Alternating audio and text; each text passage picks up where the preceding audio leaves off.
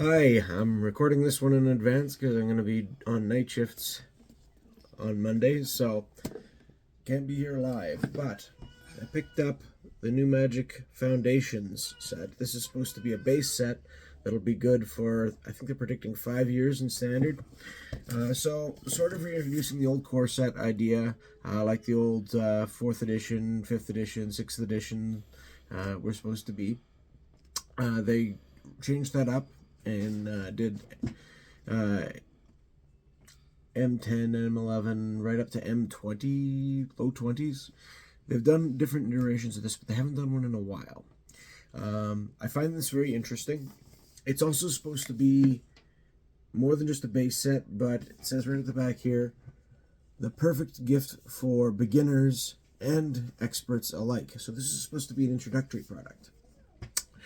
Enough product. You get 9 booster packs. You get a Phyrexian Arena, which used to be a decent card, and you get 20 foil and 20 non-foil lands. So total 40 land plus whatever's in the 9 packs. That should be enough stuff if you had nothing else to build 2 decks out of this box without too much difficulty. You'd have to do a little thinning. Probably you're running 2 color decks in that case for both of them. But it should be possible. So I'm interested to see what they did with this. From what I hear, it sounds like a very interesting product as a starter product. Even the symbol is similar to the old Starter 99. They usually make expansion symbols similar when there's supposed to be some commonality in theme or purpose. So that tells me this should be an introductory product as well. However, I'm not thinking it's quite what I would expect for an introductory product. We could have just paused it and then changed the camera. I suppose we could have.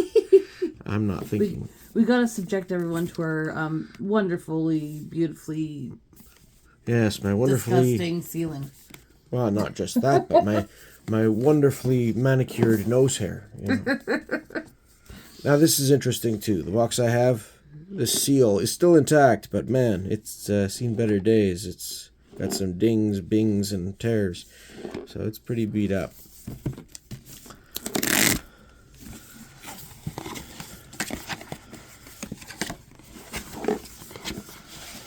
I like the box. Meant to be the Foundation. I believe that character's name is oh, there's a poster in here too. I like the box. Or is this a poster? I guess it's just some sort of key art. It's a little creepy, but it's a cool box. It's a creepy angel? No, I'm talking about the box. Oh, the box. The angel's fine. I think that's Tiny Bones. He's supposed to be some sort of thief character. It's kind of creepy, but in a cute way. Yeah. Is that really a thing, though? I don't know. I don't know. Let's take a look here. We got, again, some counters. Not sure what this token's for. Oh, it is cute. Not sure what these tokens are for. Do we ever know what these tokens are for? Well, sometimes they're obviously ooh, there's a nice, good-sized dice. Got the expansion symbol on it. It's a spin-down style. Where'd the one go from the Bloomborough box? I like it. I don't know. I'd assume it's still in the Bloomborough box, but... No, it came out. We put cards in there. Alright, so we got 3 packs. These are probably our lands, and maybe the Phyrexian Arena's in one of these too. Can you see through the paper? Yeah, that looks like it might be that. And here's our other 6 packs. So they're play boosters. They might have multiple rares in them. I think it's something like a 24-25% chance of having a second rare, and very small chances of having more than that. It's just paper envelope here. Let's take a look at these. Oh, you're digging into these first. When I opened the Bloomborough box, well, I mean, it's mostly basic land. So here's your promo card, Foil Phyrexian Arena. 3 mana enchantment at the beginning of your upkeep. You draw a card and you lose a life. So it's just for you. It's not for everybody. But it gets you an extra card draw each turn, but you have to pay a life for it. This, it's been around for quite some time now, but this used to be quite a playable card. Oh, it's got a quote there from Shieldred. I've heard that she's got a pretty strong card that came out a few years ago. I don't have one. I sort of missed that, but it sounds to me like the type of card which hurts you for drawing extra cards or something. Or no, it lets you gain life for drawing cards, but hurts your opponent for drawing cards. So you'd play that with something like Wheel of Fortune, and everybody would hate you. Yes, I would want to play this card. Yeah. And then here's our foil lands. So there's a nice shiny plains. Do you want these in sleeves? Or no? There's a field of grain. Oh, they're pretty. I love it. The island. This is nice. It looks almost more like a mountain range to me than an island. It's going in a sleeve. But there are islands in the river here. I don't know if you... Ooh, a waterfall. Okay, listen. These are again with foiling. That looks pretty nice. These are just... Oh, it's so pretty. They're just all going in sleeves. Well, especially Swamp, the ones I like. Twisty tree above a bog. There's a moon through the mists over that swamp. In case anyone hasn't realized, I love water. Very vertical spire on this mountain. Rivers, lakes, This one not nearly as pointy, but still very much a mountain. Some nice trees. I figured that was Rebecca Gay. It's just got her sort of style to it. I had a comic book once upon a time that was all done in her style with classic magic creatures as characters, like the Sarah Angel and Singir Vampire and Scathe Zombie and all those, all done in her art style. So it's nice. Here's another one, just sort of bigger, thicker tree. Ooh, here we have some full art lands. Ooh, those ones will sleeve for sure.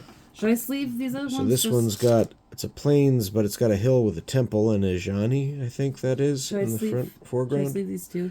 If you want to. If we have enough sleeves. We're going to run out of sleeves. There's only less than 100 there. Anyway. Yeah, I don't think we're going to have to sleeve that many cards. That is, I like the little temple in the background there. This looks like the inside of some sort of building, so I don't see why this would be a plains.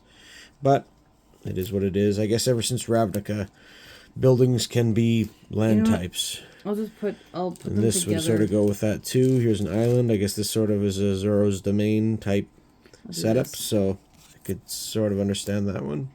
I'm just going to put a couple in one sleeve. Here's somebody in a pool. There's a bridge, a bonsai tree. Oh, those are pretty. But this is again interior, so I love it. Doesn't really look like a landscape to me. I'm guessing these are supposed to be recognizable people. Because there's that guy in the pool down there is supposed to be somebody I recognize, but I don't. This is... we saw Jani on the plains. This looks like Liliana. And that symbol, that was from... Was it Avacyn Restored? What was that name of that block? Anyway, that was sort of a horror-themed block, and I think that's where that Planeswalker was from originally, so that sort of makes sense. Is that Tiny Bones there? Maybe. At the bottom of this swamp. Here's okay, this bugs me. I've got a physics background. I know it's a fantasy setting, but mountains that are curved like this, that is not stable. They would not stay like that for very long. These are my 3 favorite arts so far. In these. Speaking of not staying like that for very long, here's more of these floating island type mountains, just sort of up in the sky. Here we have some sort of jungle monolith. And some crystals coming through the floor in this. These are at least, more theoretically plausible, I suppose. Not that we have a lot of trees like that. I'm going to make a binder of my favorite art cards, and some of these will be stolen and going into my favorite Magic art cards. I'm guessing this is going to be more of the same, just not foil and without the Phyrexian Arena. Probably. So we'll skip that one and get right into the booster packs. Foundations Play Booster. There's a Jani right on the pack. Oh, these open fairly easily. I'll give them that. We got a Cathar Commando. 2 mana for a 3/1 flash. You may play this spell anytime you could play an instant. And you can pay 1 and sacrifice this creature to destroy an artifact or enchantment. Okay, so it's sort of a disenchant on a stick. Meanwhile, it's got a 3/1 body for you. And it can come down... I guess you could flash it in and use the ability if you need to have a surprise removal, but...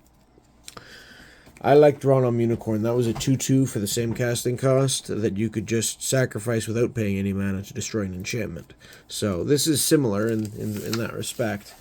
I'm going to see if I can find a way to sort these. I'm going to need some space, obviously, to do that. Oh no! So I used to always sort by piles. So I have white pile, one for each color, and then another one for artifacts, lands, and multicolors. If there's multicolors in an introductory set, there didn't used to be, but I get the feeling they're gonna be now. Can I show my 3 favorite arts from the alert cards? This is probably my favorite. That is nice. I still find it being an interior site is a little like jarring for me. Pretty. This one. I do like the little temple there on the plane. Like this one. And yeah, that one, that was the Zoro's Domain one, looking to me. So it does look nice. These are my 3 favorite arts. We got a Courageous Goblin, a 2/2 for 2. Whenever this creature attacks while you control a creature with power 4 or greater, this creature gets +1 attack and gains menace until end of turn. Okay. There's our first red coming. For black, we've got a Vampire Soulcaller. Vampires were popular right from Alpha with Singir Vampire, but they didn't really take off as a creature type for like a tribal type deck until many years later.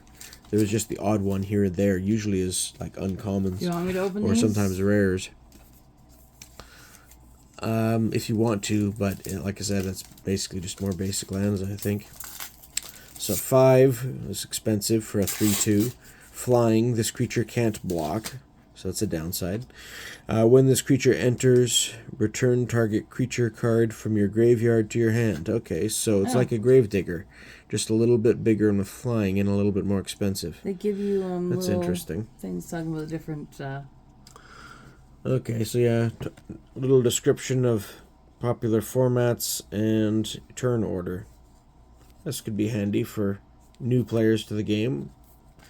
I do like the non-foils of these too. They're pretty. Ambusher Wolf. There's an angry wolf by the look of him. 4/2 for 3. Flash, again.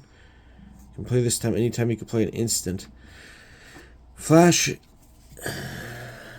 That's our second card in the first 4 with Flash.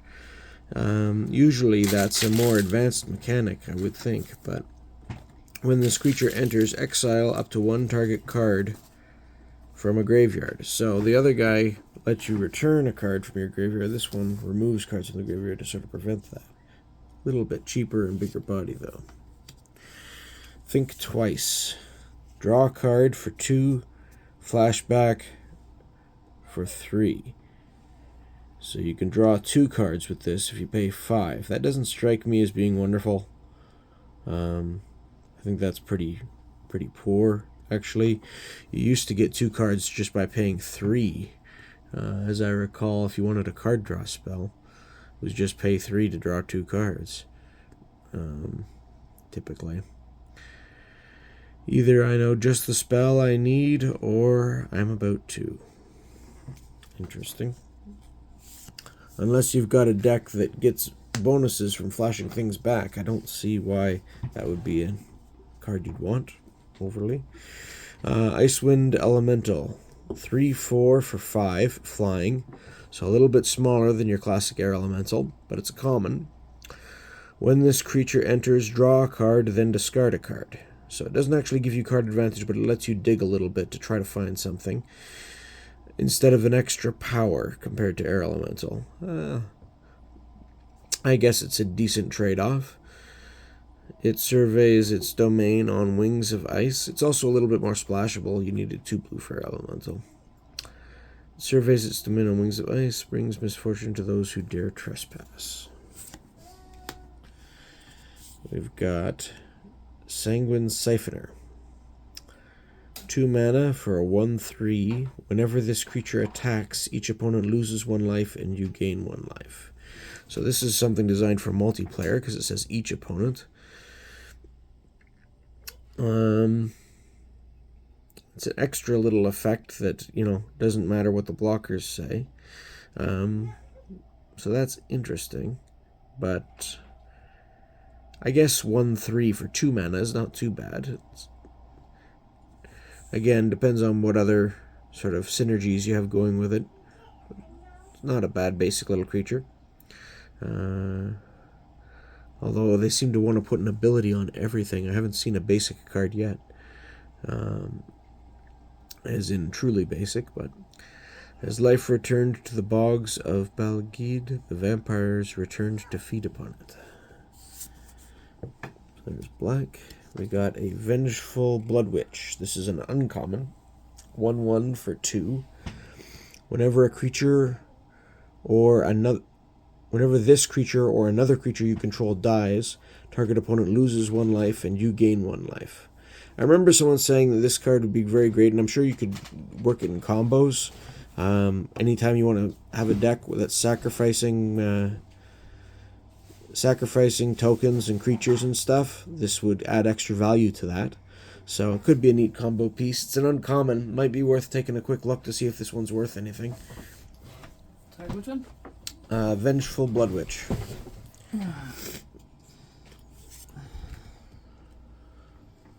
Then we've got a Sunblessed Healer. Again, a 3/1. 3/1 for 2. Kicker. You may pay an additional 1 and a white when you cast this spell. Lifelink. Damage dealt by this creature also causes you to gain that much life. So sort of like Spirit Link, except very sort of built in and a little bit less flexible, I think. Yeah, I remember Spirit Link being a great enchantment, which having that ability that you could just apply to something could be handy to throw on your opponent's creature even at times. When this creature enters, if it was kicked, return target non-land permanent card with mana value 2 or less from your graveyard to the battlefield. Okay, so this can put things right into play, but it has to be low mana value. And when you kick it, that's some extra value. That's interesting. It would depend if you could find the right cards to go with it. Next, we've got our first artifact, Adventuring Gear. For 1 mana, equipment, landfall. Whenever a land you control enters, equipped creature gets +2/+2 until end of turn. Okay, so if you discover new territory, your creature gets invigorated. It's interesting. Only costs 1 to equip. It's fairly cheap. It could be handy. We got our first rare. Homunculus Horde. They look kind of like minions. A little. Actually, no, you know what it looks like? It looks like Mikey from Monsters, Inc. Well, maybe. Costs 4 for a 2/2. Whenever you draw your second card of each turn, create a token that's a copy of this creature. Okay, so if you got a way to draw extra cards, then yeah, this will start multiplying into multiple 2/2s. That's why you triple check all decimals when commissioning a new batch of homunculi. Interesting. So that's a rare. We probably want to put a sleeve on that. Ooh. Interesting. And this is a mythic. It's like a 55-cent card, US. Okay, well, it's still a rare. Yeah, I guess we'll still sleeve it. this one was $1, you said? I guess we could sleeve that, too. Yeah. I don't know about that was $1 Canadian, that one. Sunblessed Healer. Healer They're probably or whatever. both similar in price. Anyway, Chandra Fireshaper is a planeswalker. I'm a little bit surprised you put planeswalkers in an introductory product. They weren't even introduced until Lorwyn. And it's a whole nother card type to introduce people to. But it looks interesting. A 7-cost planeswalker. That's pretty steep. You can use its final as soon as you cast it, though, which deals 8 damage divided as you choose among any number of target creatures and or planeswalkers. So you can use it to clear a path, depending on what your opponent's got on the board, quite nicely, if you need to, as sort of a removal spell for 7. That's $1.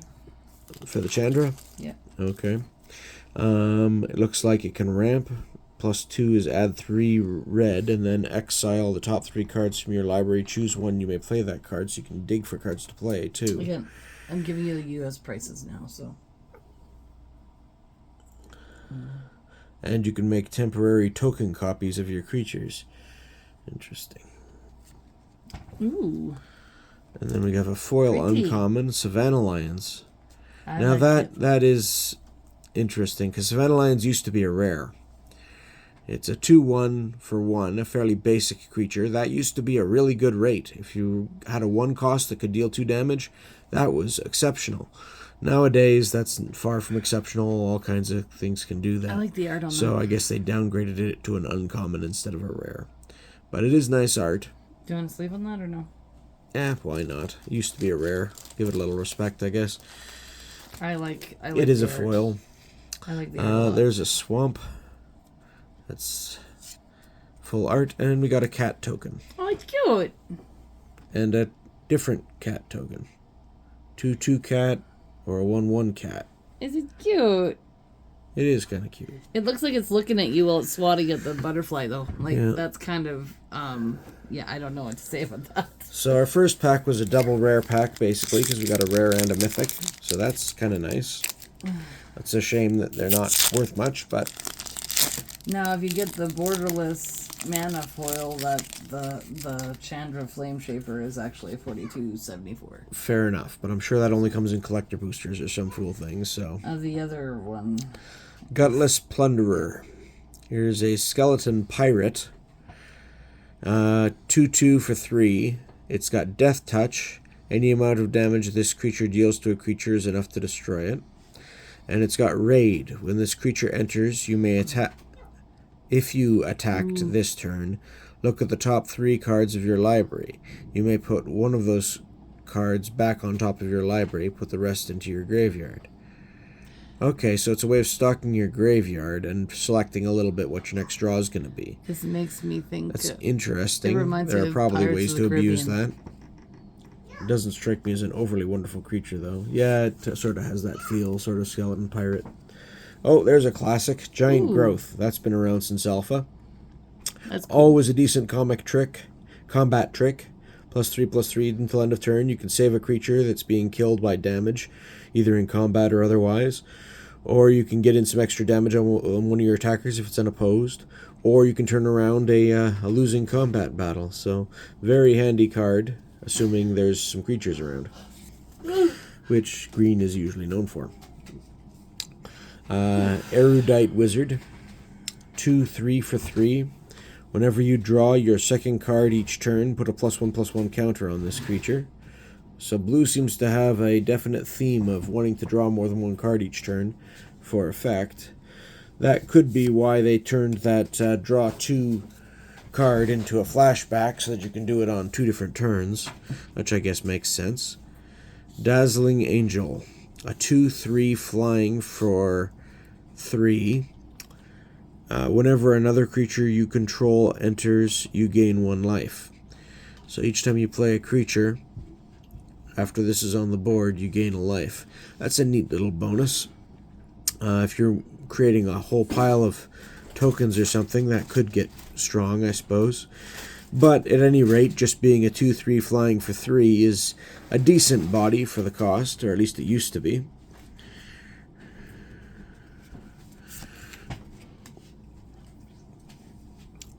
Sower of Chaos, 4/3 for 4, a little bit bigger than a Hell Giant. It's a devil, and you can pay 3, target creature can't block this turn. Alrighty. That could be handy in the right situation. Aegis Turtle. 1 mana for a 0/5. It can attack, but it doesn't have any base power, so you need to find a way to buff it. Still, I suppose just as sort of a wall to buy you time, a 0/5 for 1 would be potentially useful. Even the gentlest creatures are constantly evolving, outpacing Tooth and Claw with mighty natural armor. It's an interesting looking turtle anyway. It looks pretty spiky for having no power. Quick Draw Katana. our second artifact, another equipment. Are all the artifacts equipment in this set? That would be pretty weird. 2 mana. During your turn, equipped creature gets +2 attack and has first strike. But only during your turn. So it's just for attacking. Interesting. 2 to play, 2 to equip. I don't know. Oh, here's an uncommon again. Here's the Savannah Lion we already had, except this one's not foil. I like it. It's pretty. So we got 2 of those now for building a white deck. That could be good to start our curve. And our Is that uncommon a flying here. turtle? No, it's swimming. Oh, it looks like it's flying in the sky. Yeah. They gotten rid of island homes, so even creatures that are dependent on water, there's no play effect for that now. This is interesting. A Kraken, 5/6 for 6.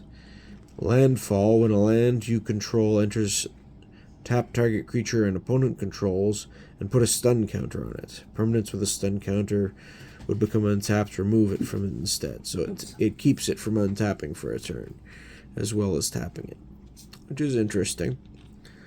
It's a decent sized body. Landfall ability is at least interesting. I don't think it's wonderful, but it's certainly a big body that would help your board. Blanchwood Armor. This is a reprint. Enchanted creature gets +1/+1 for each forest you control. I remember when this first came out, it was quite something, because it was... Before this, you would run something like Aspect of the Wolf, which did something similar, but only gave you about half that amount of power and toughness, but cost 2 instead of 3. Blanchwood Armor made it a little bit more effective as a single card. Here we have Wardens of the Cycle. Elf Warlock, 3/4 for 4, 2 green and a black. Morbid. At the beginning of your end step, if a creature died this turn, you choose one. You can either gain 2 life or draw a card and lose 1 life. Interesting. I don't know how often Morbid comes up. You generally don't want to be losing creatures, but if you're playing a sacrifice deck, you could engineer that a little bit, and it either gives you more life to keep you alive, or using some of your life to draw extra cards is always an interesting effect too. But here we have our first multicolor, and it's an uncommon. Well, that's a cool looking card. It is an interesting card, but again, multicolors are not something I would expect in an introductory set. Just like Planeswalkers, this just seems to be adding extra stuff unnecessarily. Spicing it up. As far as I'm concerned. Oh, here's a rare. Coma the World Eater. 7 cost, so it's big. It's another multicolor. 8/12, so it's pretty big. Cannot be countered. Trample, Ward 4. I think Ward is like a weaker hexproof. It protects it from being the target of things unless your opponent pays, as I understand it, which seems like a complicated ability to put on an introductory product. I don't know why. If you wanted a protection ability like that, why you wouldn't just use Shroud or Hexproof or one of those sorts of abilities. Whenever Coma deals combat damage to a player, and it has Trample, so that helps with that, create 4/3/3 blue serpent creature tokens named Coma's Coil. So it's another token card. The gods imprisoned Coma, fearing he would eventually devour the cosmos itself.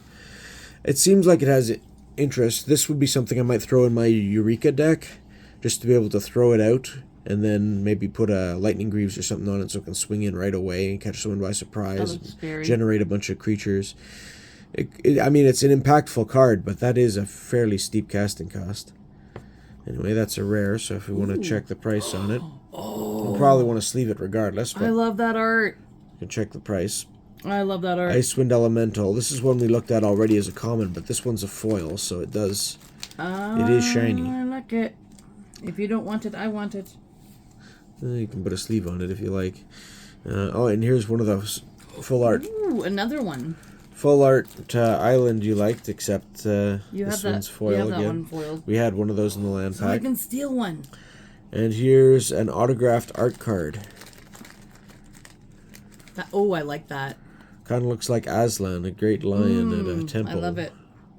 It's kind of neat. All right. So we haven't gotten any lands yet other than basic lands, but we've got multicolor cards and equipment specifically for our artifacts so far. That's interesting. The packs here there. I also find it strange that they've gone to 14 card packs instead of the traditional 15 card packs that it's So you wanted me to check was for most of the time. If they weren't going to go 15 card packs in the early sets, it was almost always an 8 card pack for smaller sets. But I should make a pile of they're cards. really tweaking the size of the packs for some reason lately. Here's another Think Twice. We've seen this before. So you want Where did the blue pile go? There it is. You want me to check the price of that? Is that what you were asking? Yeah. It's our rare, so. Cathar Commando. We've seen this before too. This was like the disenchant on a stick. Stupid autocorrect. Burst Lightning. I remember this being popular the first time it came out. Burst Lightning deals 2 damage to any target for 1 red, so it's a shock with possible upside. You could kick it for 4. If the spell was kicked, it deals 4 damage instead. So it's a shock, and if you need it to be more, you can get more out of it. It just costs a lot. But its base rate is still pretty good as a shock. So if you got the pre-release one, it would be $5.81, but the Coma World Eater, this one is $1.58. Again, this is U.S. prices. Okay, so it's okay. Nothing. Macabre Waltz. 2 mana, sorcery, return up to 2 target creature cards from your graveyard to your hand, then discard a card. So you're not getting card advantage out of it as much as you were. It's basically like a double raise dead, except you have to discard a card. That's interesting, at least. If you get any more of these arts that I like in foil, I'm going to steal them. If you get another foil lion, I'm going to steal it. I'm going to have my own special binder. Cackling Prowler. Hyena Rogue. So here's a sentient hyena, I guess. 4/3 for 4. Ward 2. Whenever this creature... Okay, here they explain ward. At least. I guess it's a common. So that makes sense. Whenever this creature becomes the target of a spell or ability an opponent controls, counter it unless that player pays 2. Yeah. So yeah, it's like a weaker hexproof. At the beginning of your end step, if a creature died this turn, put a +1/+1 counter on this creature. So sort of a scavenging critter. Run away together. Sorry. And they almost make it look like a romantic thing, but it's like a big creepy giant monster. Right. And the girl running away.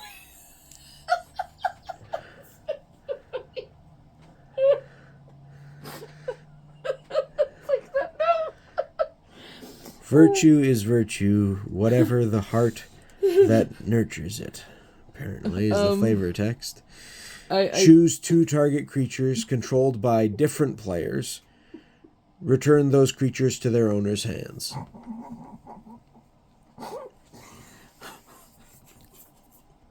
I'm sorry. I'm looking at the art, and it is rather absurdist, and that's to be intentional, I'm sure. I kind of love it. Yeah. Oh my goodness. Involuntary employment. I think this is just one of those things where they don't want to use the word slavery.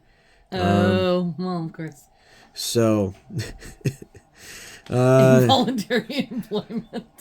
Right. Yeah, it's like the slaves with jobs thing, or whatever they called it, or the prisoners with jobs. Yeah. Sorcery for 4. Gain control of target creature until end of turn. Untap that creature. It gains haste until end of turn. Create a treasure token. Okay, so there was a lot of cards that used to do this. Remember in Ice Age, what was it called? Anyway, but it was blue. This one's red and creates a treasure token as well. Interesting. Oh, we got Overrun. This has been around since Tempest, I think, was the first time they printed Overrun, and it made quite an impact at the time, because all of a sudden your board of little weenies could get quite threatening. 5 to cost, including a lot of green. Creatures you control get +3/+3 and trample until end of turn. So even if all you had was, say, 3 mana elves on the board for 1/1s, and then you cast this, they all become 4/4 trample until end of turn. That's a lot more threatening. Good to see a few classics still around. Ooh, Juggernaut. Juggernaut, this art is bizarre. I like the original art on Juggernaut a lot better. But Juggernaut's been around since Alpha as well. As a 5/3 for 4. It used to be considered a pretty good rate, because usually for 4 you'd get a 3/3. 5/3 is definitely better than that, but by today's standards, it's a little more vulnerable. It's not as good, and it being an artifact creature, it is a bit more vulnerable, because you can destroy it with creature removal or artifact removal. It attacks each combat if able, so you're forced to attack with it, which is a bit of a downside, not having that much control, and this creature can't be blocked by walls. So it does have, the ability to get around walls. Walls used to be pretty common back in the early days of the game. They're a lot less common now. I haven't seen much in the way of walls, to be honest. I'm sure there must be a couple in this set, or they wouldn't include something like that, but many a besieged city has surrendered upon hearing the distinctive rumble of the Juggernaut.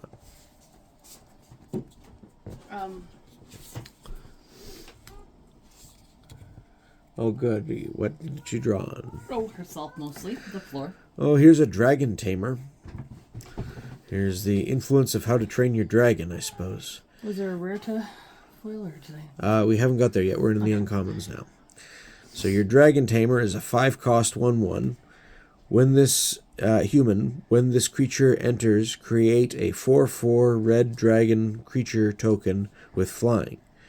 Okay, so basically you get a 1/1 and an air elemental, except it's a dragon and the card's red. So that's interesting, but again, you're relying more on tokens. Does this kind of give you a bit of a feeling of back a little bit more classic MTG for you compared to the newer stuff? In some ways, yes. But not entirely. Like I said, there's a lot of stuff there. They're including more sort of token and counter stuff than I would expect. Okay. Fallen Empires is where token creatures and adding +1/+1 counters to things and stuff like that really took off. And it's easy to overdo that type of thing, and I'm afraid they might be overdoing it a little bit in this set. Plus, they included a stuff that I don't think is necessary for an introductory set, like multicolors and planeswalkers, and equipment is probably okay, but if they're trying to go back to like an older style gameplay, they should probably go and be having like a chat with people who played back then. Well, maybe, but I'm sure they do have people who played back then, but it's just interesting choices. I mean, you do want to introduce new concepts. I just wonder if it's maybe throwing too much stuff at once. At least they're not putting it... I haven't seen any multicolor commons yet. It's all been uncommon or more. Artifacts, I think, have all been uncommon or more as well. So okay, that's something. Seeker's Folly. 3-cost sorcery. Choose one. Target opponent discards 2 cards. Or creatures your opponent controls get -1/-1 until end of turn. Okay. So it's either a board crippler or discard 2 cards for 3. But they get to choose what cards they're discarding. So that's not nearly as strong as something like Hymn to Torak would have been. But it's neat because you've got the option. I missed some of these cards. I like the Juggernaut art. I don't like that. I like the old Juggernaut art better. Oh, we got squirrels. We got squirrels. It's mine. No, kidding. But yes, it's mine. Preposterous proportions. We got squirrels toppling buildings. I love it. They totally would do 7 cost. It's a rare.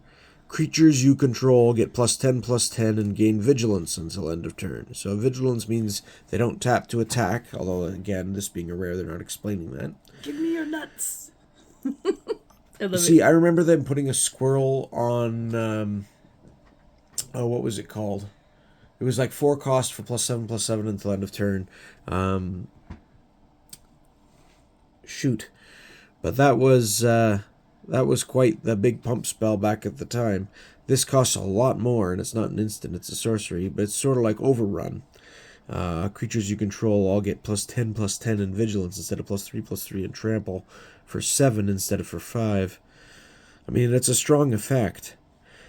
I mean, I think there's some cards in this that just cost a lot. So you'd want to be playing them, like, honestly, if you had Dream Halls or a way to trick some of this stuff out without paying with these big costs, it's like a 50-cent card. It's not worth a ton. No, I wouldn't think it would be. But I love it. Overly expensive because it's very dependent on your board state and it costs a lot. But can I put it in my steel pile? Their acorn hunt was unsuccessful, but they did find the wizard's experimental potion cache.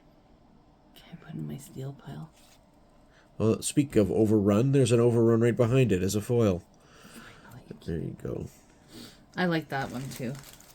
Oh, and here's our first non-basic land.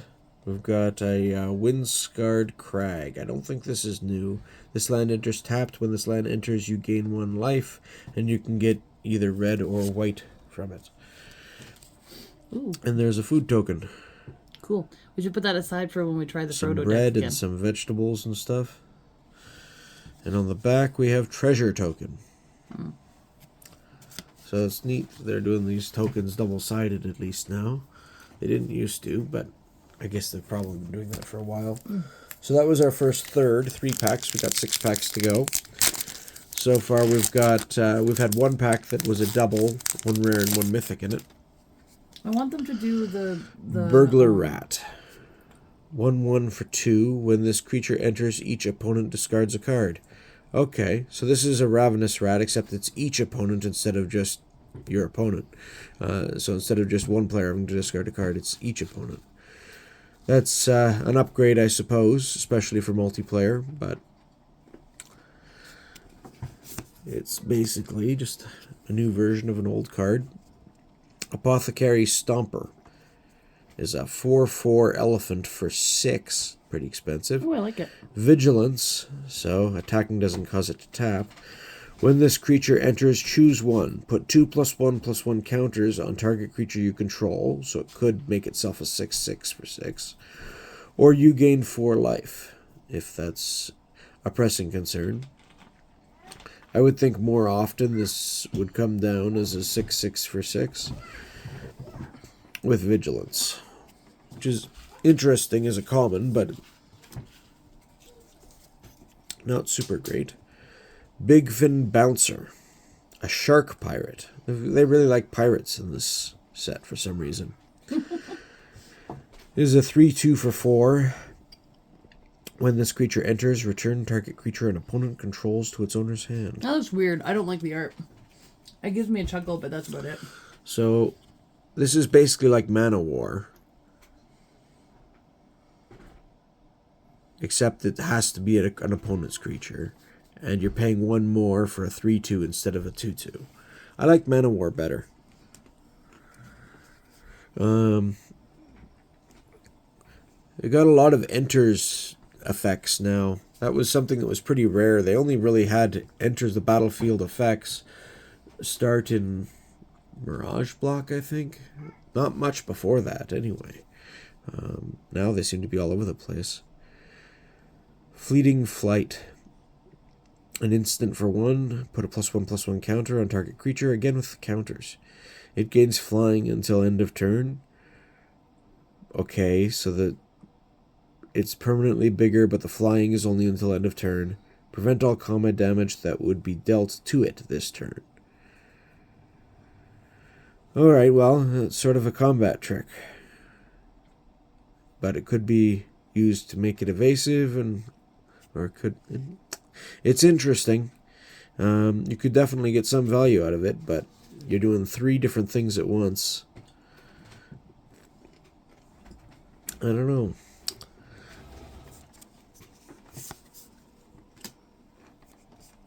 I think Giant Growth is a lot simpler as a combat trick to learn with, but Firebrand Archer, 2/1 for 2. Whenever you cast a non-creature spell, this creature deals 1 damage to each opponent. So it can only hit opponents, it can't hit other creatures. That's interesting. And you don't tap it to do it. It's whenever you cast a non-creature spell. So you could do it multiple times a turn that way, but you have to be constantly casting non-creature spells.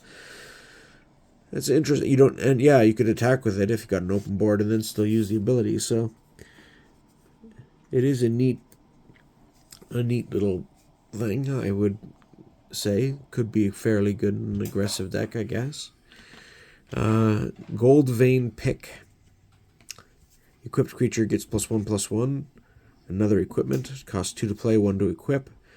Whenever equipped creature deals combat damage to a player, create a treasure token. So it makes your creature a little bit bigger, and if it gets through, you can get treasure. That's neat art. It is interesting art, I'll give it that. I don't like it. Soul Shackled Zombie. Nope. 4 for a 4/2.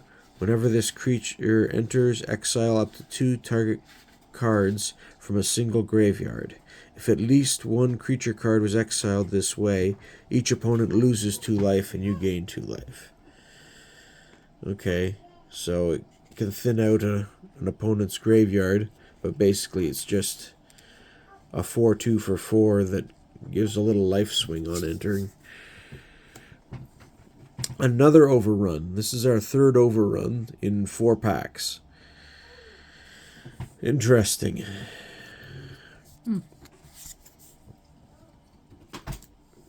We have Bolt Wave.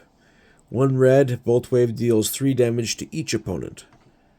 Okay, so I think it was Lava Spike was 1 red to deal 3 damage to your opponent. Can't hit creatures. This is the same thing except it's each opponent. So again, redesigned for multiplayer for some reason. I guess multiplayer formats have become more popular, although they were always popular. So I don't see... I guess they just want more cards designed for it. Fishing Pole. An equipment for 1. Equip it for 2. I like it.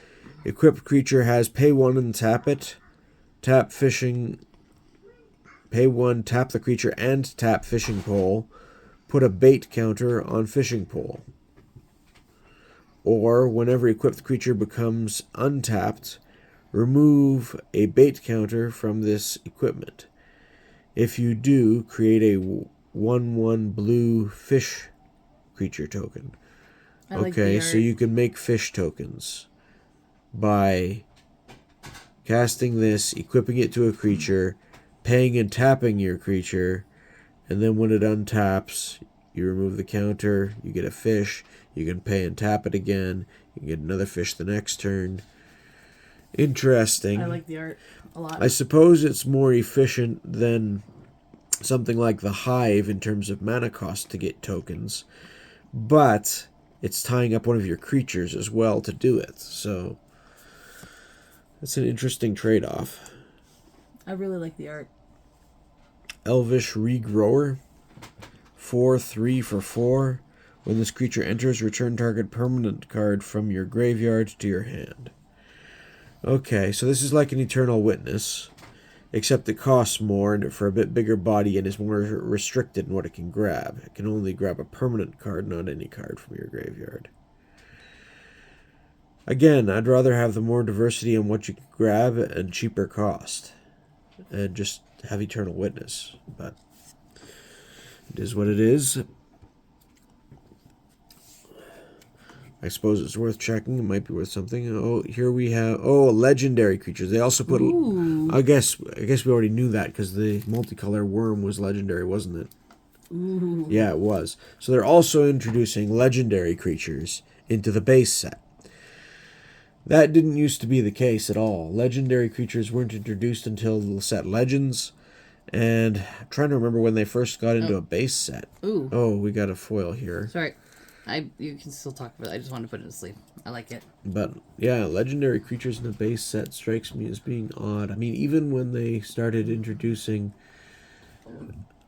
you know, like Baneslayer Angel and the Titans that had big come into play effects and stuff. I don't think they were even putting legendary creatures in then. They might have been starting to, but you know, they might have done something like reprints of Arcanus in 10th edition or something like that. I like that one. Yeah, it's just another thing that they're introducing right in their introductory product, which I find a bit strange. 7 cost again for, you know, that's a big... A lot of players I know when building decks, as a general rule, if it cost this much, wouldn't even consider it, but I guess you can ramp into it, or there's different strategies. I don't see any mana rituals around anymore, but... It's like $1.20. 7/7 flying. When it attacks, it deals 4 damage to any target and 3 damage to each of up to 2 other targets. No, that's the 2020 core set. It was a promo pack. Okay, so it's a reprint. Yes. Well, I'll give it this. 7/7 flying for 7 is sort of like the old Lord of the Pit used to be, but that had massive downside. This has upside instead of downside. It's like a 20-cent card. Yeah. I'm not surprised. I mean, like I said, it costs so much it would be hard to use. I like the art, though. But, yeah, I remember a 7/7 flyer. In the early days, you were talking about either Lord of the Pit that you had to sacrifice a creature to at a time when there weren't creature tokens around to make that easier. Sacrificing a creature each turn to use it, or it would be something like an Elder Dragon Legend, which costs 3 colors and 8 mana to play, had an upkeep of 3 mana. Yeah, they've gotten rid of the downside, so these big creatures are a little bit nicer in that sense. I like that art on that one. Elf-Sworn Giant.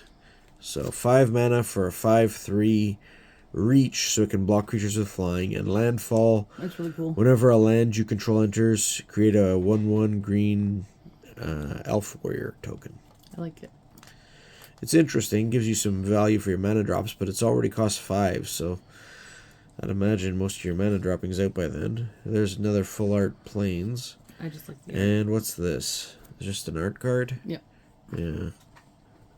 Not sure what that's supposed to be. It looks like a cat harpy with books. That's strange. All right, don't know. pack 5. Is this supposed to be like a griffin or something like that? If it's a griffin, it looks like a very sentient griffin, and that's not really what I don't know. It's strange. We got a raccoon token, Sphinx apparently. of Forgotten Lore. Okay. So you got to read the back. So it's a sphinx. Well, sphinxes are at least sentient, so that makes sense. Feldevar Savior. 4 mana, we're getting our mythical creatures mixed. 2/3 for 4, lifelink. Whenever this creature enters, put a +1/+1 counter on each of up to 2 other target creatures you control. So it buffs some of your other creatures, and is a 2/3 lifelink for 4. That's okay, assuming you've got other creatures. I like the art. But again, you're dealing with more counters, and counters can get counters and tokens. Okay, when I see a card and I say I like it, it's the art. It's always the art. Yeah. Thrill of Possibility. It is an interesting art. Instant for 2. As an additional cost to cast the spell, discard a card, and then draw 2 cards. Interesting. I guess it gets something into your graveyard, which could be used, and it does help you dig a little deeper for only 2 mana. I'd say that's potentially usable. Hungry Ghoul, 2 mana, 2/2. Pay 1, sacrifice another creature, so not it. Put a +1/+1 counter on this creature. Interesting, so it can eat up your other creatures, basically, to make itself bigger. Potentially threatening. Here we have Dwynen's Elite. 2 mana for a 2/2. All these grizzly bears are getting extra abilities now. When this creature enters, if you control another elf create a 1/1 green elf warrior creature token. So if you have elves, you get more elves. In that case, if you had another elf when you play this, you get a 2/2 and a 1/1 for your 2 mana. What's with the horns on the elf, though? I don't know. They put horns on some of the elves. They've been doing that for a while. Call one, call them all. I mean, the art's neat, but... Again, with more token creatures, though. I like that art. It's easy to get them mixed up when you got too many of those going on. I guess that's why they make token cards, to help you keep them straight, but then you'd need to carry around a stack of extra token cards. It just seems like it's easier to just use coins out of your pocket or something for token creatures to me, but what do I know? Elementalist Adept. 2 mana for a human wizard, 2/1, flash, can play it as an instant. Prowess, whenever you cast a non-creature spell, this creature gets +1/+1 until end of turn. Okay. So you could respond it into one of your own spells to get, I suppose. I mean, just being able to play it as a flash is some value. Prideful Parent. So here's another lion in the set, or a cat, I suppose. 2/2 for 3, vigilance. And whenever this creature enters, create a 1/1 white cat creature token. So again, you're getting a 2/2 and a 1/1, this time for 3 mana, but you don't have to have the condition of having one in play before, and it's got vigilance. It's at least interesting, but I like the art.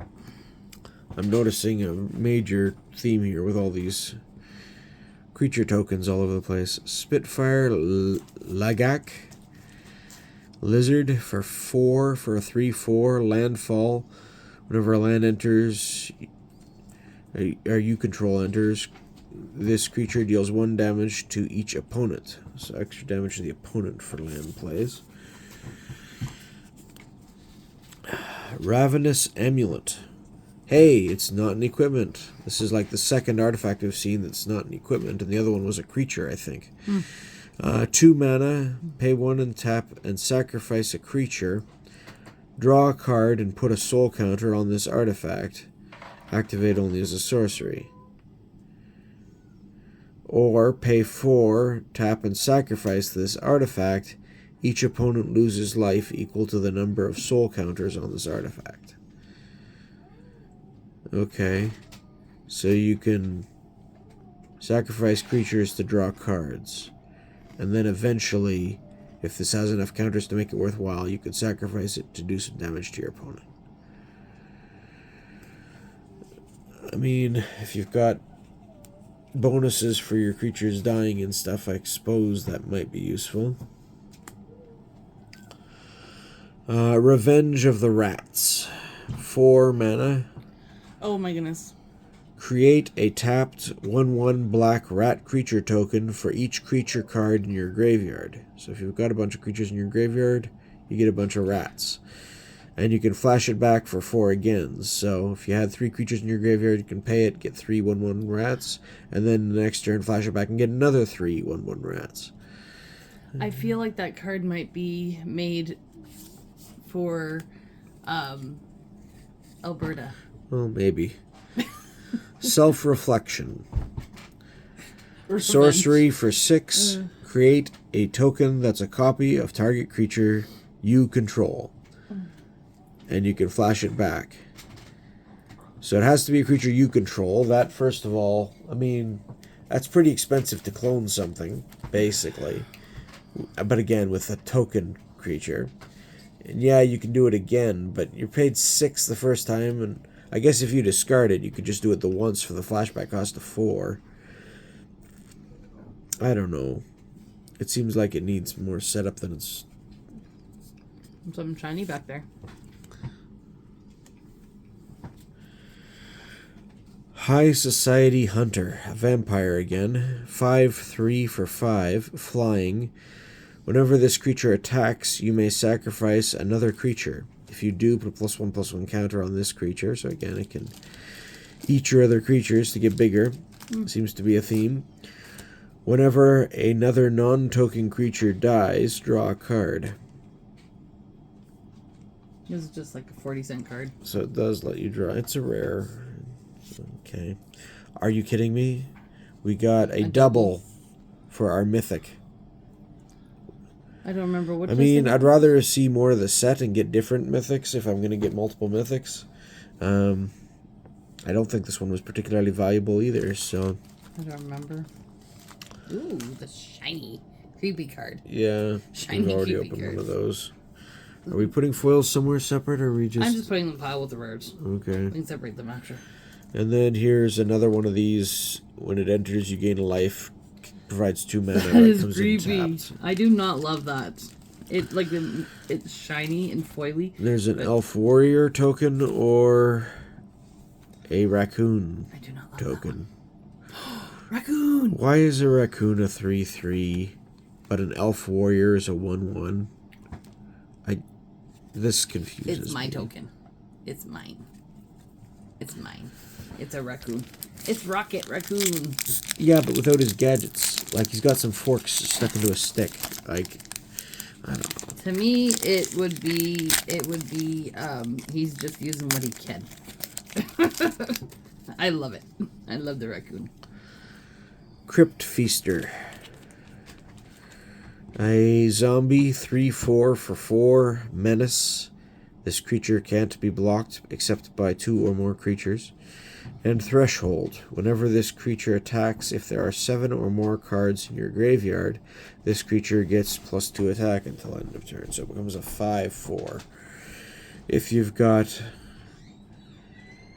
7 or more cards in your graveyard.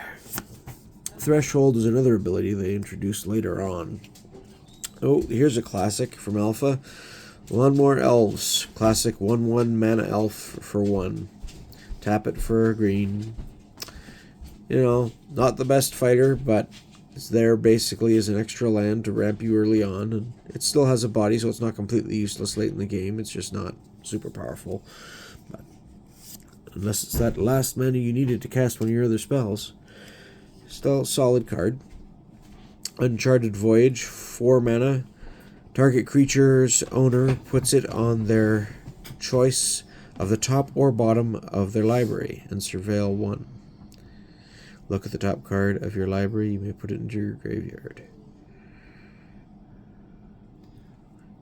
Okay. I like the art. So it's just 4 mana to boomerang something to the top or bottom of the library. Ooh, I like the art on this land. That's strange. It seems like overcosted to me, but I want this in foil because it would be pretty in foil. it would probably. Banishing Light enchantment for 3. When this enchantment enters, exile target non-land permanent an opponent controls until this enchantment leaves the battlefield. So it's a lockdown card for anything other than lands, apparently, or a permanent other than land.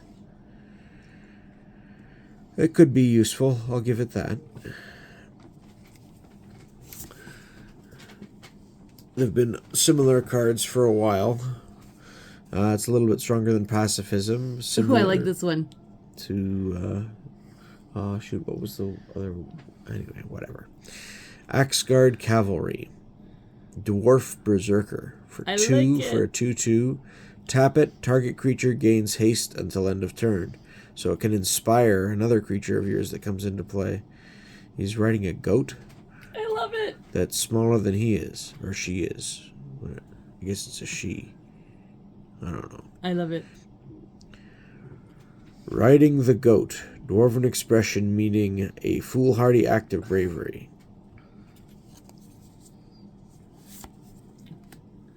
It's cute. I like it. This one's not so cute. Baked into a pie. So that, What is baked into a pie? apparently a creature, because I can see a hand there. But remember the nursery rhyme about 4 and 20 blackbirds baked in a pie? I'm guessing this is sort of inspiration from that. Or inspired from that. 4 cost, instant, destroy target creature, create a food token. My secret ingredient. Well, I can't tell you that. But here's a hint. It's not love. Oh, that's so creepy. I don't want any pie like that. Right. Oh, that's a pretty spider. Treetop Snare Spinner. Oh, it's got a bird and it. Oh, that's a giant spider. Never mind. It's a 1/4 for 3. The giant spider from Alpha was 2/4 for the same casting cost with reach. But this also has Death Touch. Any amount of damage this deals to a creature is enough to destroy it. And it has pay 3 to put a +1/+1 counter on target creature you control. Activate only as a sorcery. So it could pump itself up slowly with that. Or other creatures you control by putting counters on it. I mean, that's pretty good for a common, I would think, for draft or something. But I don't like the art. It's got a poor bird stuck in its web. yeah. The poor bird. There's another Elvish Regrower. Why isn't it Eternal Witness? I don't know. It's a bigger body with a weaker effect. We've seen Bolt Wave before. We've seen Fishing Pole before. Ooh, that one's mine. We've got... You got a double? I want it. Refute. This is a borderless card, so that's kind of cool. Counter target spell, draw a card, then discard a card. Come on. I mean, it's a pretty basic 3-mana counter spell with, you know, a secondary effect that basically just helps you dig, because it doesn't actually get you any further ahead. I mean, I suppose it would trigger drawing a second card a turn or something, if you're doing it on your turn. I mean, I don't know. It is a borderless card, so maybe that's worth something. I don't know, but I kind of doubt it. It's just a common. It's an interesting counter spell, but I don't think that's that much extra damage for just a generic counter spell at 3 mana. I don't know. Want to check it? Yeah, no, it's not worth much. It's like 20 cents. Here's our rare. Raise the Past. 20 cents. Costs 4. Return all creature cards with mana value 2 or less from your graveyard to your hand. So it's for a weenie deck. But yeah, it's basically mass resurrection for things that cost 2 or less. Yeah, a deck that uses a lot of little cheap creatures. Okay. I wouldn't call it that though. Anyways. White weenie was a strategy for years. Okay. Anyway, Goblin Negotiation, 2 red and X. It's an uncommon foil. Goblin Negotiation deals X damage to target creature. Create a number of 1/1 red goblin creature tokens equal to the amount of excess damage dealt to that creature this way. So if you've got a lot of extra mana, you can get some extra goblin tokens. This doesn't strike me as wonderful, but it's interesting. Ooh, that is cool. And then we've got a plains and a rat token. I don't want the rat token.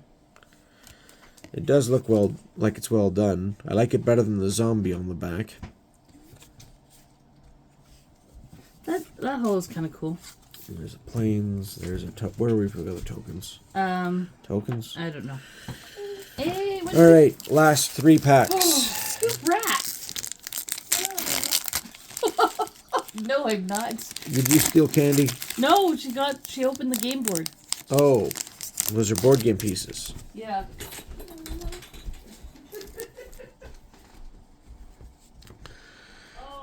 Gorehorn Raider. It's a Minotaur pirate because we needed more fantasy creature pirates. 5 mana, 4/4 raid. When this creature enters, if you attacked this turn, it deals 2 damage to any target. Well, that's some nice extra value if you were already in an attacking position. Otherwise, you're just getting a 4/4 for 5. I mean, I suppose with a Didgeridoo deck, this could be a nice surprise that would drop the cost significantly. But I don't think they would have put Didgeridoo in here. Still, I'm always looking for more Minotaurs, especially ones that have some decent value that you can get a cost reduction out of Didgeridoo. Gutless Plunderer, we've seen before. There's a Skeleton Pirate. Giant Growth, we've seen before. Erudite Wizard. Yeah, we've seen this before. We've got Dazzling Angel, we've seen before. Decent card. For a common. Sower of Chaos. There you go. Go sit down. Yeah, we've seen this before too. So we're getting a lot of repeats in our commons. Campus Guide. Okay. It is a 2/1 for 2 artifact creature. When this creature enters, you may search your library for a basic land card, reveal it, shuffle, and put the card on top of it. So you can set up your next card draw to be a basic land if you want. That's interesting, but not a lot of value, unless you're really desperate to fix your mana colors, or, yeah, really need a mana draw. There's nowhere in Strixhaven I can't find. Where do you need to go? Okay. It's interesting art. It is interesting art. Campus Guide. I think this is... There have always been a couple of sort of university type cards. Can I have that one from my pile? But they've been... Because you don't like the art, unusual. And now it seems like they're just making it more and more of a thing. I don't think it needs to be. Dauntless Veteran. Human Soldier, 2/2 for 3. Whenever this creature attacks, creatures you control get +1/+1 until end of turn. So it's got a built-in morale boost, basically. It's kind of neat. The Juggernaut's like a 10-cent card. I had to look it up. I know. It's been, like I said, it's been around since Alpha. But I like the art. And it's not as good as it, was once. There's another Dragon Trainer. Seeker's Folly. Again, we've seen this too as an uncommon. We're getting a lot of repeats. Abyssal Harvester is our rare. I don't like it. 3 mana, 3/2. You can tap it, exile a creature card from a graveyard that was put there this turn. Create a token copy of it, except that it's a nightmare in addition to its other types. Then exile all other nightmare tokens you control. Okay. So why don't they just put the creature back into play as a nightmare? Is there a reason it has to be doing this as a token? Is it just to keep you from recurring a same creature that has an enter or leaves the battlefield effect or something? So you can't do it endlessly? It just seems like needless complication to me, but I'm sure there's some sort of reason. That's our rare. I don't know if it's worth anything. Here's another foil Icewind Elemental, so 2 of those as foils. It's interesting. Oh, and you were talking about wanting to see this as a foil. Yep. Here's the Swiftwater Cliffs foil. Am I allowed to steal and another art card. Keep it? This looks like elves and tentacles or something. Listen, you just threw the other banana out. I'm not giving you that. Wardens of the Cycle. No. Okay. I'll give you something else. You want bologna? It's an art card. Our penultimate pack from this. Yeah, I think I could definitely build a couple decks out of this box if I wanted to. If I had time, maybe I could even whip it off fairly quickly. It's hard to say, but I don't think we're going to be doing that today. There's a 2/2 cat token. And there's our other just kitty token. We've seen this token before, I think. Just stealing it. I think the token pile's over there. Anyway. My steel Courageous pile Goblin. is right here. My steel pile's over here. Marauding Blight Priest. 3/2 for 3. Vampire Cleric. Whenever you gain life, each opponent loses 1 life. Okay, well, I'm sure there's a way to make use of that in the right deck. Do I get to steal this? Why are you asking to steal all this stuff? Anyway. Because it's pretty. Okay, I want to make know my it's own pretty art but binder. the vampires never had gods. We followed our blood chiefs. Now they are gone. What is left? Destruction and death, my friends. That is enough. Pretty morbid philosophy. You got another one of these? Yes. I already stole one, I think. Ambush Wolf. We've seen this before. I did. I stole one. But Think Twice. I've seen this before. Sorry. Cathar Commando. Yep. We've seen a couple of those. Burst Lightning again. Nice card. We've seen it before. Spitfire Lagac. Yep. Sanguine Siphoner. You opponent loses 1 life and you gain 1 life.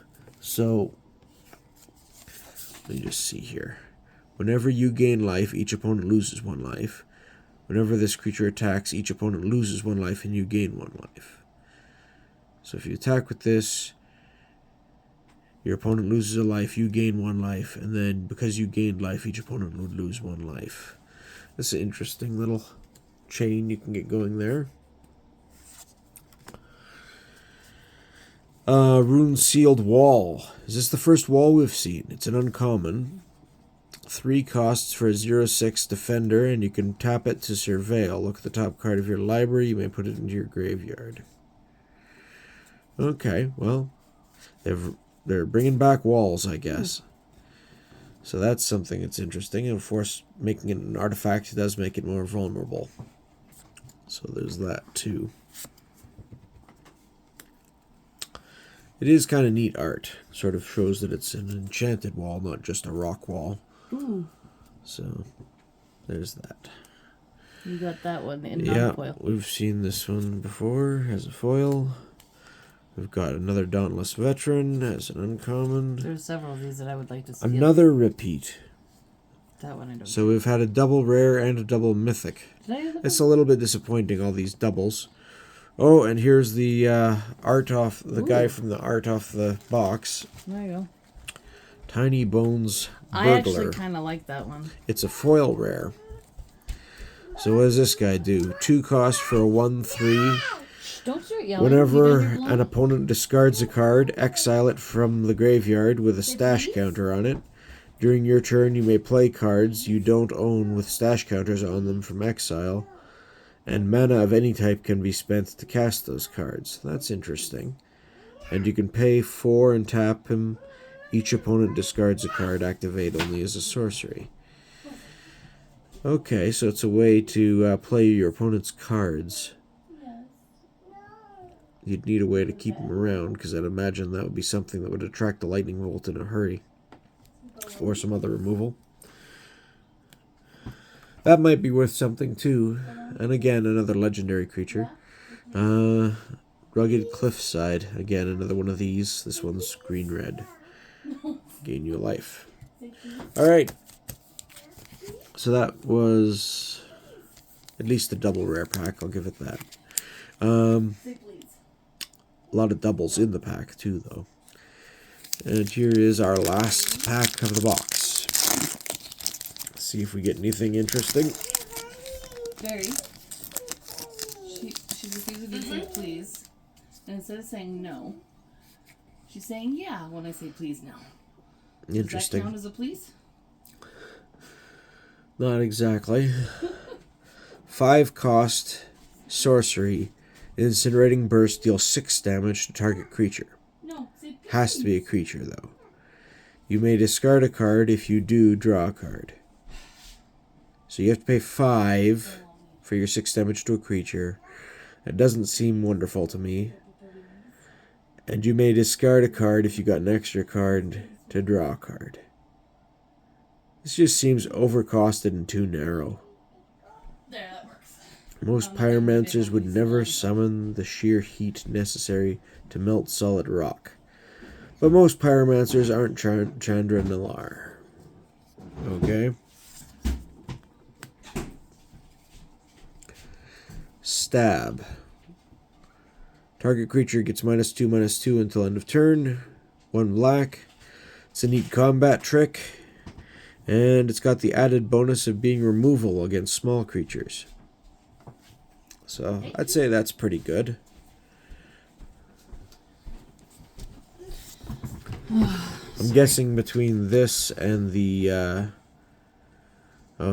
red shock variant, it means that 2 is the critical toughness to get above for cheap removal spells in this set. Beastkin Ranger. We're seeing some cards we haven't seen before in this pack, which is interesting, even in the commons. 3/3 for 3 with Trample. Whenever another creature you control enters, this creature gets +1 attack until end of turn. Okay.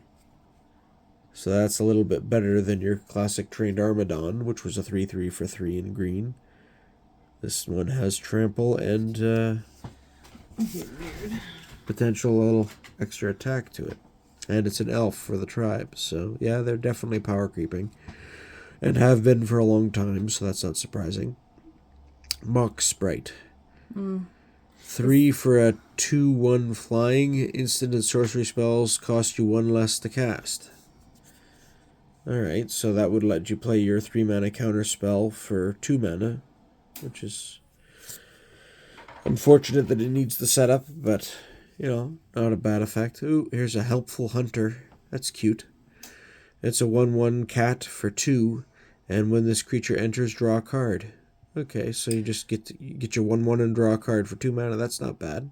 Okay, I couldn't find that one. Oh, yeah, that's all. I couldn't find that one on TCG Player, but on 401 they're selling for $250. Okay. This cute cat. It's a cute cat. Is that your first one? Yes, and it's a decent card, too. I can't see There's it. another Prideful Parent. I've seen that before. I've seen the lizard before. Slinquant Sky Mage.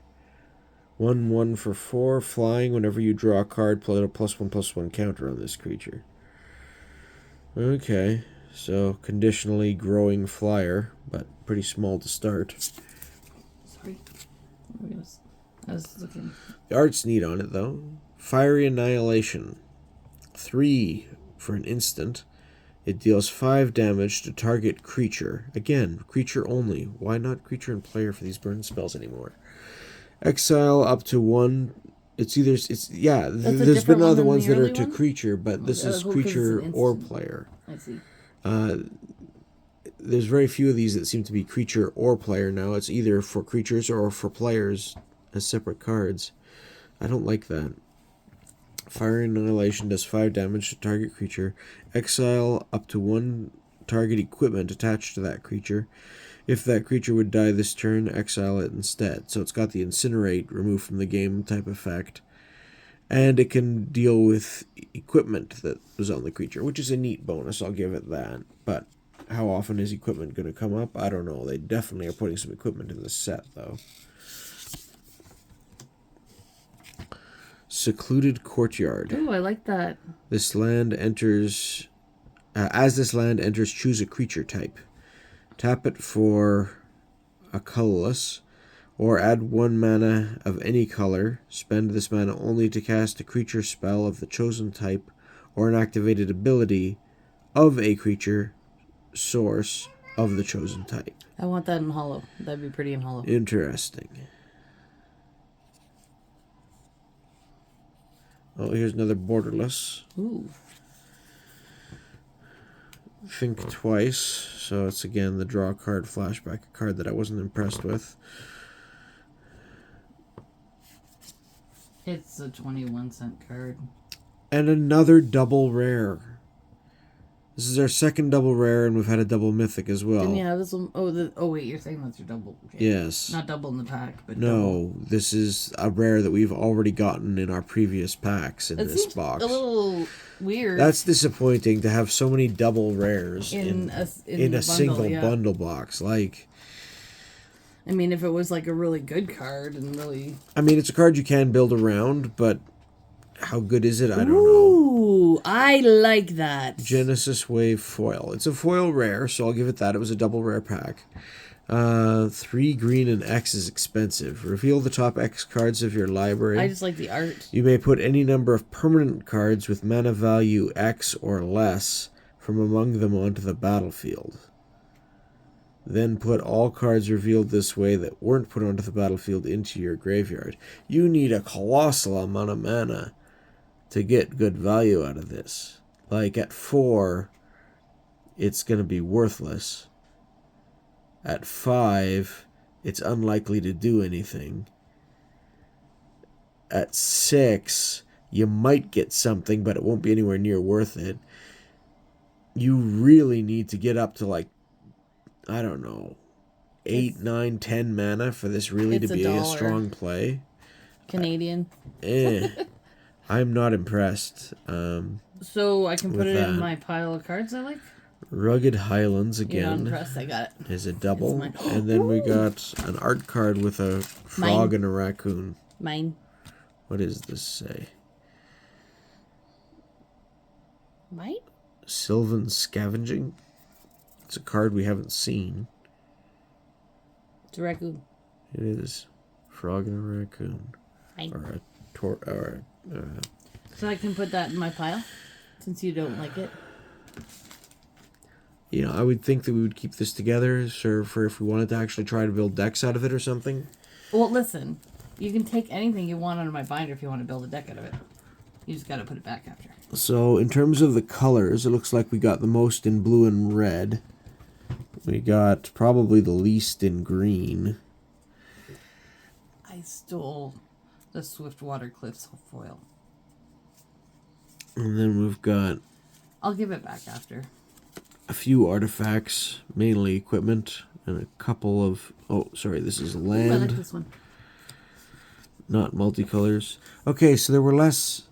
We did get a couple of multicolors, but there weren't as many as I was fearing. So we only got one uncommon multicolor and one rare multicolor, I think. Actually, like that. I'll give these back after. I'm going to make a video with it. Okay, can I do a recap of our rares and stuff? What else did you grab? What else did I steal? I stole that. You don't care about the commons, do you? This is an uncommon. I think this is neat, but... Yeah, there's the foil, apparently, that she grabbed. There are some neat, borderless cards in here every so often. There's a foil rare, sorry. Yeah, we got that, which I wasn't impressed with. The Tiny Bones, I think, is potentially more useful as a foil rare. It's kind of neat. We got Raise the Past ×2. We got Abyssal Hunter ×2. Again, this one... I mean, it doesn't look horrible. 3 mana, 3/2. It does have an interesting ability if you can get it going. This thing is just an uncommon foil. Here's our double of Raise to the Past. Here's our Planeswalker. We got 2 copies of 7-cost Planeswalker, which would be very hard to get going, but would have some effect when it hits the board. Yeah, again, even this, for its ultimate, deals 8 damage divided as you choose among any number of target creatures and or planeswalkers. And the way they've defined it now, it used to be the players were the planeswalkers, but now I think that refers to the card type planeswalkers, so other planeswalkers in play. You can't hit the other player with this. It just seems kind of... I don't like the way they've divvied that up. Here's another common foil. High Society Hunter. It's one of our rares. This isn't just common. This is a rare dragon that costs 7. Again, there's some neat stuff here, but way too much of this is costing like 7 mana. It just... I could see Coma... Or, I could see playing this in something like my Eureka deck, where I don't have to pay for it. I could see maybe that big 7/7 dragon thing in something like my Dragonstorm deck. But at that point, by the time you cast Dragonstorm, you get all these dragons coming into play, the game's over. Like, it's just another big bruiser that you want to trick into play somehow. That's what most of these seem to be. There's our second Chandra. Uncommon. There's our Homologous. Mikey. I will call it Mikey. Yeah. I don't know. I mean... I should probably sort these by color or something so that at least things are together. But yeah, there's just way more duplication than I think was expected in a group of 9 packs in a product like this. Just seemed very strange to me. We did seem to get sort of a focus in black here for a number of our rares. Could This be is interesting to do a common. sampling of a couple different packs from the same. We like, got the or a couple different Chandra, boxes from the 2 same case or Chandras, something, and the Dragon for red. to see what, like, if you open 2 out But of the they're all same 7 case, cost. what the comparison would be. It would be interesting. His Overrun is... That's, again, big, super expensive green card. Super expensive green, I like the lion. blue card. The Savannah Lion's an uncommon. Now, this is an uncommon. This is our only blue rare, except for the Coma. I mean, it was interesting. There's some interesting cards here. But yeah, a lot of mechanics that I don't think need to be in a starter product. I mean, you can make strong cards without adding all these extra mechanics. You don't have to go as heavy into things like tokens and creatures that'll be creature tokens and +1/+1 counters that'll be harder to keep track of. Even planeswalkers rely on these counters, basically, for loyalty. Like, I don't know if it's a good introductory product. It seems a little odd to me. But it is what it is, and now I can say I've had a look at it. So there you go. Like I said, it's interesting. I could definitely build decks out of it. Some of the cards seem pretty good. But it just strikes me as weird, some of their choices that they made in this product. And again, the distribution of this particular box was goofy, in my opinion. Anyhow, what did we end up here with for Mythic specifically? We got a couple foil rares. I guess the only Mythic we got was the Chandra, and we got 2 copies of it. That's kind of weird, eh? It is kind of weird. Yeah, Coma's not a Mythic. Yeah, we got 2 Mythics, and they're the same card. So, go figure. I don't know. If this was a good box, and anyone thinks this was exactly what they'd want to pull in their box, let me know. But personally, I found this one a little bit disappointing. I mean, there are some highlights. I'm kind of glad to get this guy and see what he does. But, yeah. Most of this really has me skeptical about the product, to be honest. I wouldn't mind opening some packs just for the art and stuff. I don't know. There's a lot of I mean, art they that do like have some this. skilled artists. There were some neat cards here, but anyway, I guess we've had a look at Foundations. We did get our promotional Phyrexian Arena as well. It's, like I said, I think it's a playable card. So. It's like $2.50 last time it was in stock. Yeah, again, it's been around for ages as reprint and reprint and Yeah. reprint. So I guess I can throw that with the black Anyways, cards in here. I do wanna. I'm gonna probably go through and just make a pile. If I could steal cards from your stuff, what would I steal? Somehow I'm not art-wise? surprised about that, but I will let you keep them, but I'm just gonna show you what I would steal if I could. honestly, I found Bloomborough a bit more interesting as a set in terms of the set itself. However, just let's bring it the back on you. fact that this was meant to be put a weird light and spin on it that I don't know. Maybe it's just my own expectations based on what they've done in the past, but the set seems a little strange. There is some decent stuff. There is honestly, some though- decent stuff. I'll give it that. If you like to collect this for art, I do think there's some decent art in here. If you don't play but you just like the art, Yeah, I mean, it's the theme is Like all me? over the place. Like it's got some echoes of Bloomborough in it. It's Yeah. also got some echoes of previous blocks and sets in it. Yeah. Other ones as well. I noticed what was it?